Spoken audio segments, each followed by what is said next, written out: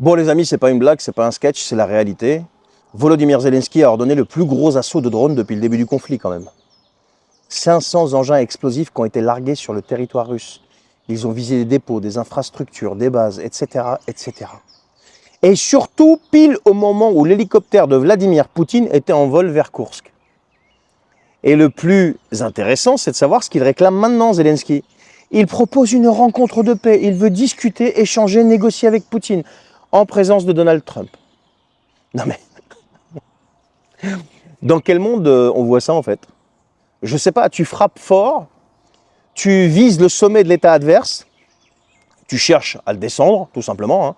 Donc tu cherches un gros incident, et après ça tu dis, bon, vu que ça a foiré, allez on va se poser, on va discuter de paix. Mais c'est ça en fait. Non mais, il a envoyé 500 drones, 500 engins explosifs, c'est pas un accident, c'est pas une réaction, c'est une provocation qui est délibérée, préparée, ordonnée, coordonnée, assumée. C'est un message qui est directement envoyé à Moscou et un signal surtout aussi qui est adressé à l'Occident. C'est une opération quand même pour montrer que l'Ukraine peut encore. Il dit à l'Occident, regardez, je peux encore frapper fort, tu vois. Et c'est là que le masque tombe. Pourquoi? Parce que Zelensky cherche depuis longtemps déjà délibérément l'escalade. Il veut forcer une réaction de la Russie et il veut repositionner l'Ukraine au centre de l'attention mondiale. Parce qu'avec tout ce qui est en train de se passer dans le monde, il a peur que l'Ukraine ne soit plus au centre de cette attention. Mais derrière tout ça, il y a quand même un aveu d'échec. Regardez ce qui se passe, il faut être pragmatique. L'armée ukrainienne est quand même très affaiblie.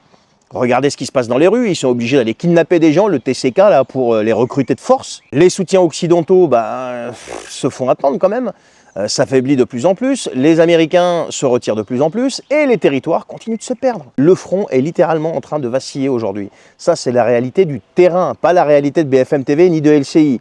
Alors qu'est-ce qu'il fait? Il tente une double stratégie, il frappe fort d'un côté, et puis il joue la main tendue de l'autre. Ben ouais, mais sauf qu'avec les Russes, je ne sais pas si ça va fonctionner, ça, je ne suis pas persuadé en fait. Et au passage, il tente quand même de remettre Donald Trump dans la partie. Pourquoi?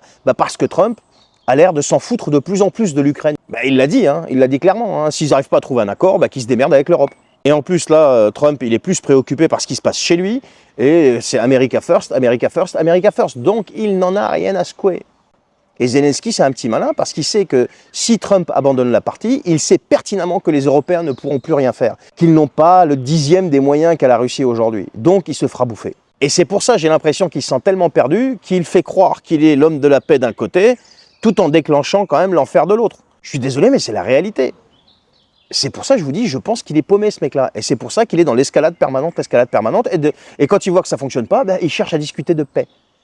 Sauf que ça ne marche pas comme ça en fait. Ça s'appelle de la manipulation. Et avec les Russes, que ce soit les Russes ou les Américains, ça ne fonctionnera pas. Voilà les amis, ce qu'a fait Volodymyr Zelensky. Il a frappé d'un côté, il a essayé... Il a tenté délibérément de porter atteinte à l'intégrité physique du président de la Fédération de Russie. Et de l'autre côté, il vient lui proposer, maintenant je peux discuter avec toi vu que j'ai pas réussi mon coup. Voilà ce qu'il faut retenir. Allez, je vous souhaite une bonne journée, partagez cette vidéo et puis je vous dis à la prochaine.